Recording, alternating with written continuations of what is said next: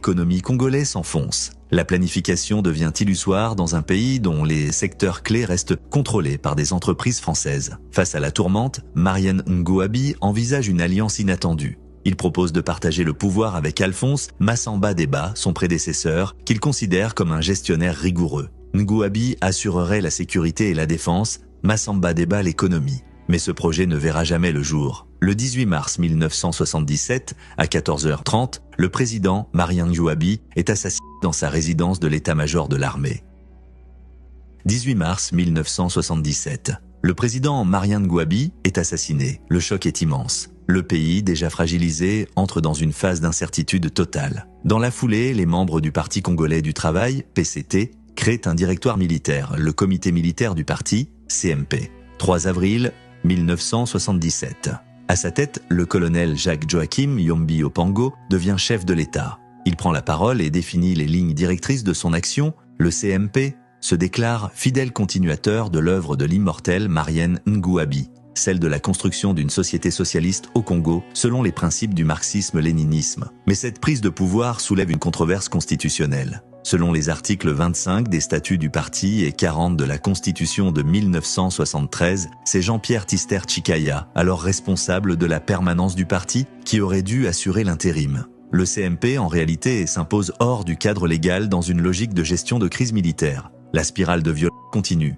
22 mars 1977. C'est au tour du cardinal Émile Biayenda, archevêque de Brazzaville, d'être enlevé, lynché et enterré vivant au cimetière d'Itatolo. La scène se déroule en pleine nuit dans un climat de terreur.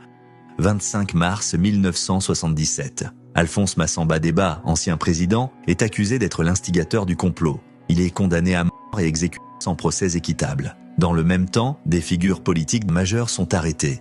Pascal Lissouba, Ambroise Noumazalaï, Claude-Ernest Ndala, David Mounsaka, Pierre Nzé, le PCT plonge dans une ère de suspicion généralisée. Le climat est à la répression et au règlement de compte.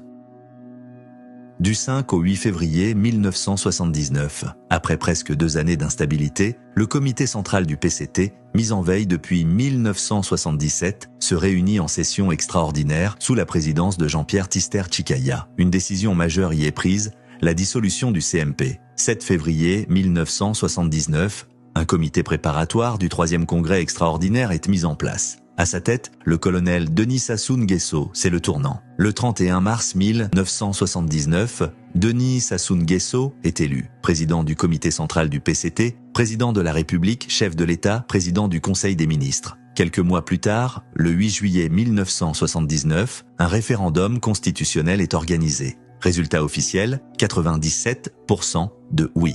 La nouvelle constitution de 1979 réaffirme la souveraineté populaire mais aussi le rôle dirigeant du Parti congolais du travail. Le nouveau régime cherche à apaiser, plusieurs prisonniers politiques sont libérés. Pascal Lissouba est évacué vers la France pour soins médicaux, Claude-Ernest Ndala et Jean-Pierre Tister Tshikaya bénéficient d'une grâce présidentielle après leur condamnation dans les attentats à la bombe de 1982. Mais tous ne rentrent pas dans le rang. Le capitaine Pierre Anga, ancien proche du régime, prend ses distances avec le pouvoir. Il accuse le nouveau régime d'avoir assassiné Marian Ngouabi. Il publie un texte intitulé « Ce qui nous divise et les moyens de conjurer une crise dans un processus révolutionnaire ». Traqué, il prend le maquis et est tué en juillet 1988, mettant fin à sa contestation armée. Quant à Jacques-Joachim Yombi Opango, ancien chef du CMP, il tombe en disgrâce. Accusé de dilapidation de deniers publics, il est rétrogradé, radié de l'armée, puis assigné à résidence à la Cité des 17. En 1987, il est accusé de complot contre les institutions.